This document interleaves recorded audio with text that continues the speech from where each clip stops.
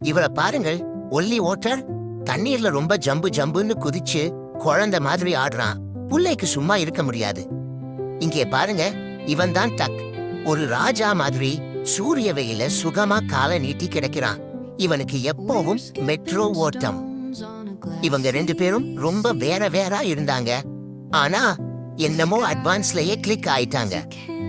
ஒல்லி தன் பிரியமான கல்லு இலையெல்லாம் குடுத்து காட்டுறான்.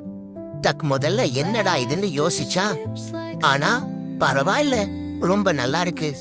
இப்போ இவங்க 2 பேரும் ஒரே மொட்டை தலையின் 2 வாட்டம்.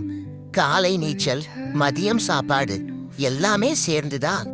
டக் ஓடை நல்லா விரிச்சு கிடக்கார். ஒல்லி அதுல தலை வச்சு தூங்குறான். டக்குக்கு என்ன, அவனுக்கு எப்பவுமே சும்மா இருந்துதான் டைம் பாஸ். ஒரு குதூகல ஓற்றும், ஒரு சும்மா இருக்கிற ஆமையும். யார்தான் நினைச்சிருப்பாங்க இவங்க நண்பர்களாகிடுவாங்கன்னு? அதுதான் நட்பின் மாயம். இவங்க நமக்கு ஒரு பாடம் கத்து கொடுக்கறாங்க.